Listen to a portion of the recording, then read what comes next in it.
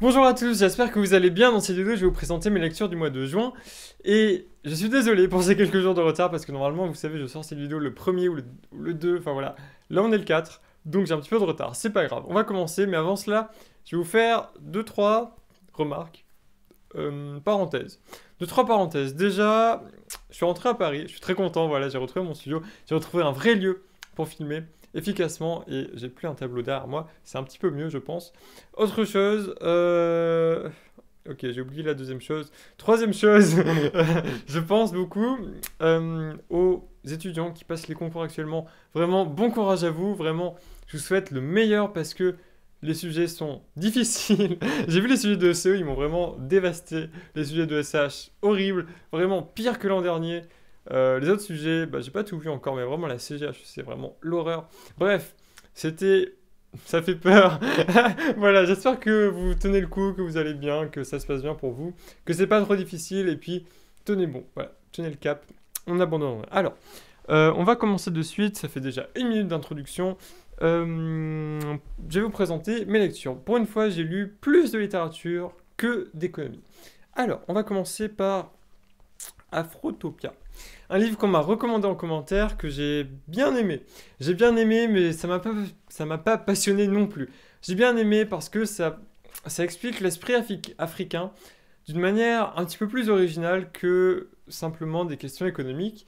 Et Afrotopia, c'est effectivement une utopie de l'Afrique. Une utopie de l'Afrique, l'Afrique telle qu'elle pourrait être, l'Afrique telle qu'elle devrait être.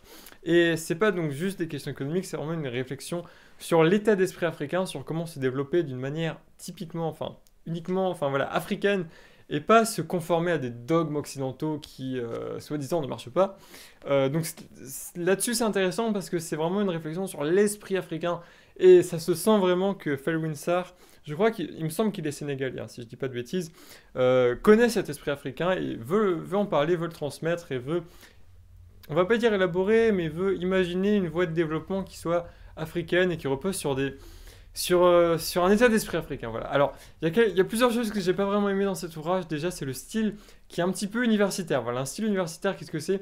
Un style universitaire, c'est un style un petit peu lourd, avec beaucoup de vocabulaire et assez peu de style. Voilà, c'est un petit peu tchouk tchouk tchouk tchouk tchouk tchouk. Il n'y a pas vraiment de style, c'est pas vraiment fluide, mais il y a du bon vocabulaire si vous voulez, mais c'est un petit peu difficile à lire, un petit peu. Bon, c'est intéressant, mais c'est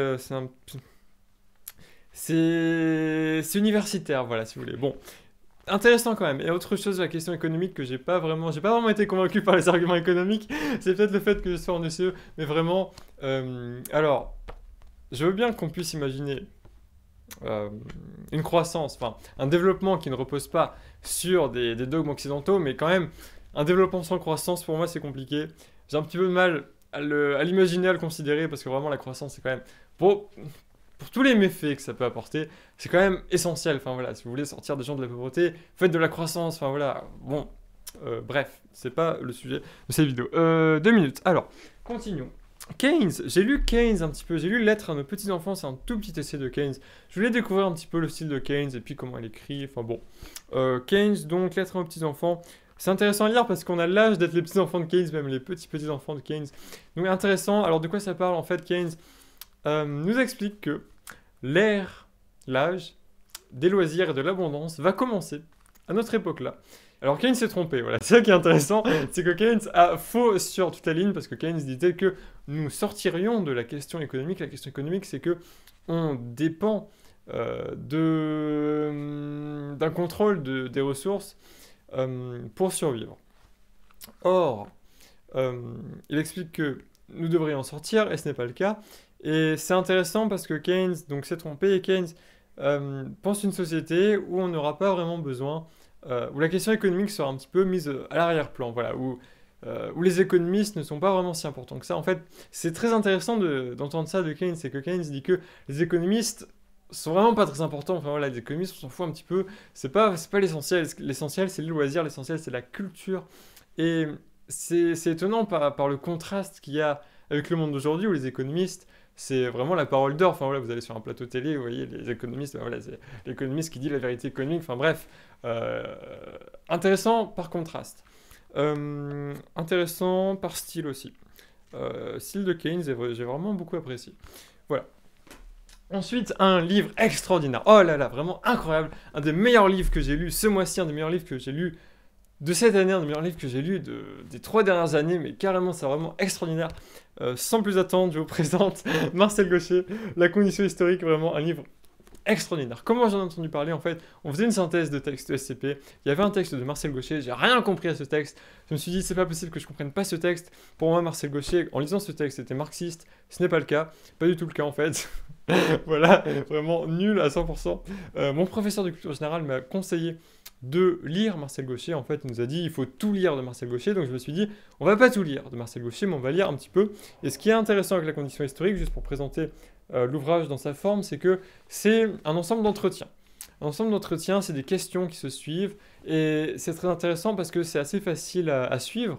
C'est pas juste un essai philosophique où vous perdez dans les thèses, les essais, machin, bref. C'est pas comme ça, c'est vraiment, il y a une question, il y a une réponse, mais c'est pas une réponse par oui ou par non, hein, évidemment, c'est une réponse philosophique, historique, très réfléchie, et quand Marcel Gauchet répond, il répond sur 3 ou 4 pages, donc c'est quand même du bon niveau, voilà, si vous voulez, même si c'est des entretiens, voilà, c'est quand même très intéressant. Et surtout, ça couvre l'ensemble de l'œuvre, enfin l'ensemble, bon, les aspects les plus marquants de l'œuvre de Marcel Gauchet, mais aussi de sa vie. Alors, les 100 premières pages à peu près, c'est un petit peu un historique de son parcours intellectuel. Les 100 dernières pages, pour moi, c'est vraiment les plus intéressantes, parce qu'elles parlent des totalitarismes, de la Révolution française, etc. Dans cet ouvrage, il y a des questions qui sont le travail de Marcel Gauchet, qui sont vraiment approfondies, et ça, c'est super intéressant. C'est un ouvrage qui m'a donné envie. C'est un catalyseur de curiosité. Voilà, vraiment, c'est le meilleur moyen de le résumer, c'est ça. C'est vraiment un ouvrage qui m'a donné envie de découvrir plein de choses. C'est un ouvrage qui me donne envie de lire Freud. C'est un ouvrage qui me donne envie d'en apprendre plus sur l'histoire des religions, sur le monothéisme, sur le christianisme. J'ai envie de lire sur le christianisme, vous imaginez ça? Vraiment incroyable. Donc ouais, sur Freud, sur la Révolution française, sur les totalitarismes, sur les droits de l'homme, vraiment, il y a des choses...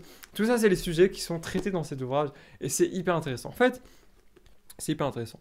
Euh, c'est absolument génial. J'ai découvert plein de choses, et vraiment, au détour d'une page, vraiment, rien qu'en une seule page, il développe des idées qui sont tellement extraordinaires que j'ai vraiment l'impression d'être un fan, mais vraiment, c'est super. Voilà. Vraiment, ça m'a illuminé. Vous savez, il y a quelques ouvrages comme ça, quand vous les lisez, ça vous illumine un petit peu. Et ça, c'est vraiment le cas avec cet ouvrage. Donc voilà, j'en ai beaucoup appris. Et puis, euh, donc, alors, je ne sais pas si je peux vous présenter vraiment ces thèses. Cette thèse principale, c'est qu'il y a une sortie de la religion. La sortie de la religion, c'est quoi? C'est qu'on est sorti de la religion comme en tant qu'institution qui régule, qui domine, comment on dit, qui modèle le monde. La religion, c'est devenu une croyance personnelle. Et ça, c'est intéressant, et ça va d'ailleurs de pair avec une montée de l'individualisme, que Marcel Gauchet analyse, mais super bien, c'est vraiment extraordinaire. L'individualisme, et il le met aussi en rapport avec la question des élites politiques, c'est que chacun va être reconnu en tant que tel. Chacun va être reconnu en tant qu'individu, mais personne n'est prêt à comprendre comment marche la collectivité. Chacun dit que la collectivité, c'est une agrégation de désirs individuels, mais c'est pas comme ça que ça marche, une collectivité. Et ça, c'est très intéressant. Et c'est aussi comme ça qu'il analyse d'ailleurs. Alors, je sais pas, si je commence à vous développer ces thèses, on n'aura pas fini. J'essaie de me dépêcher un petit peu. C'est comme ça qu'il analyse le rejet des élites. Le rejet de la classe politique, en fait, plus précisément. Parce qu'il dit, en fait, la classe politique, c'est là-dedans que les, que les décisions sont prises pour l'ensemble de la société.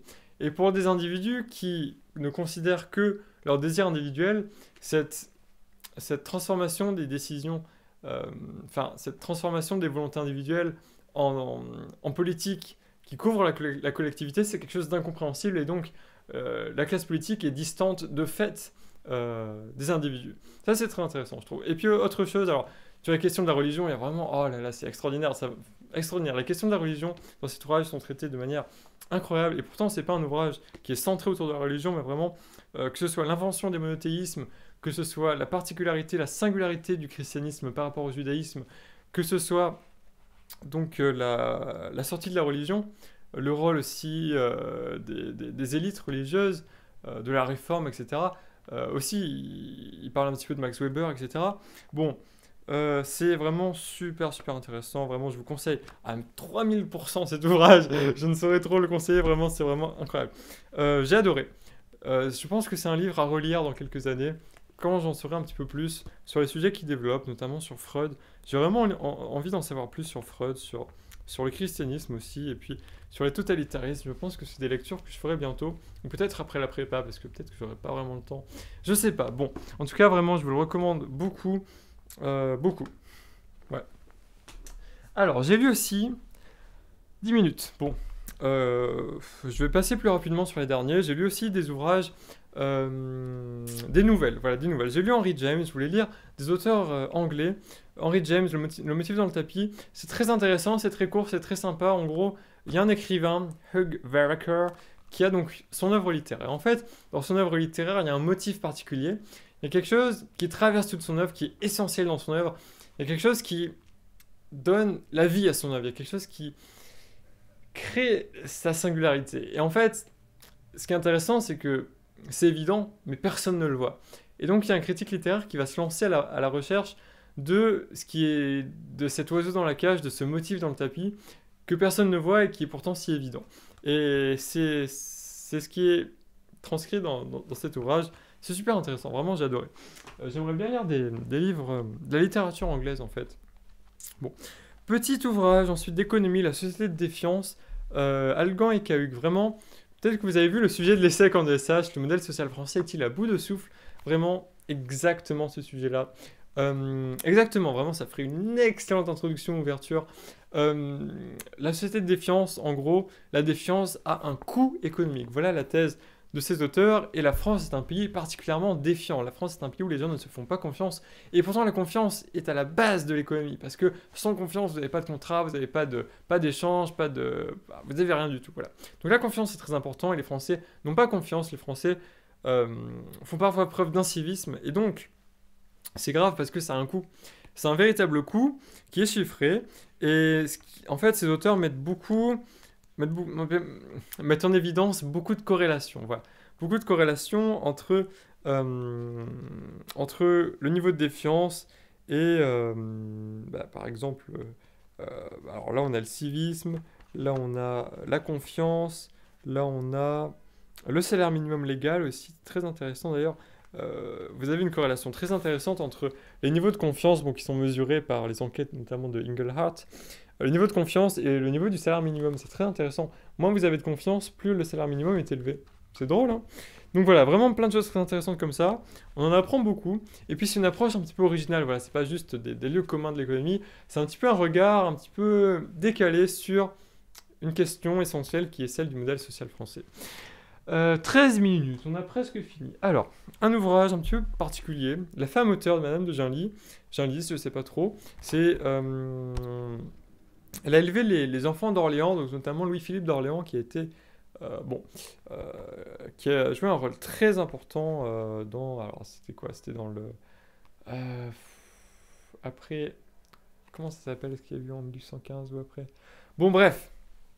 Madame de Genlis, en fait, cet ouvrage m'intéressait pour son traitement de la femme auteur. Qu'est-ce qu'une femme auteur? En fait, la thèse de cet ouvrage, c'est qu'une femme auteur, ce n'est plus une femme. Voilà, tout simplement. Et c'est grave. C'est grave, c'est grave pour le personnage qui s'appelle Natacha.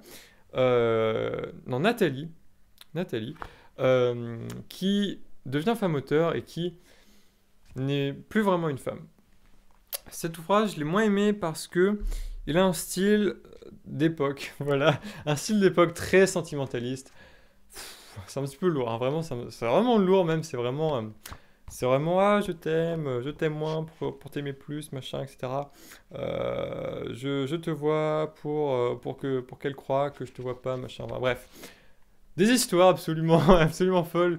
C'est vraiment, en fait, vraiment le style de l'époque, c'est vraiment extraordinaire à quel point on a évolué de ça, et donc j'ai... Bon, ce qui est intéressant, c'est le traitement de la femme auteur, voilà. Ça peut valoir le coup de le lire, c'est très court, hein, vraiment très court. Ensuite, j'ai lu les fictions de Borges, j'ai lu un petit peu n'importe comment, enfin, j'ai lu pas vraiment dans l'ordre, mais j'ai vraiment adoré. Les fictions de Borges, c'est des petites nouvelles, des petites histoires qui font réfléchir, voilà. C'est vraiment le meilleur moyen de le présenter.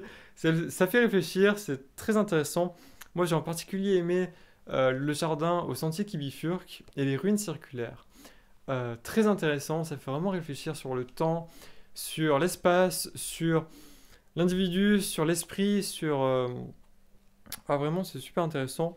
Super intéressant. Je vous le recommande parce que c'est très agréable à lire, c'est très sympa. Vous en lisez une avant de vous coucher, c'est très, très, très sympa. Voilà, vraiment super. J'ai adoré les fictions de Borges. Peut-être que je lirai un petit peu plus Borges, et peut-être en espagnol. Si j'ai la foi, si j'ai le courage, on verra. Voilà, c'est tout ce que j'avais à vous présenter.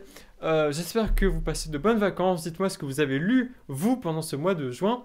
Si vous avez lu de la littérature, de l'économie ou autre chose. Je serais intéressé de connaître vos lectures parce que des fois, vous avez vu, je prends des livres que vous me conseillez. Et ce mois-ci, j'avais lu Afrotopia. Voilà. C'est tout ce que j'avais à vous dire. J'espère que vous vous portez bien. On se dit à bientôt. Peut-être que je ferai d'autres vidéos dans les prochains jours ou pas. Je sais pas en fait. Je vais voir comment, comme je veux. Voilà, c'est tout. À bientôt. Salut.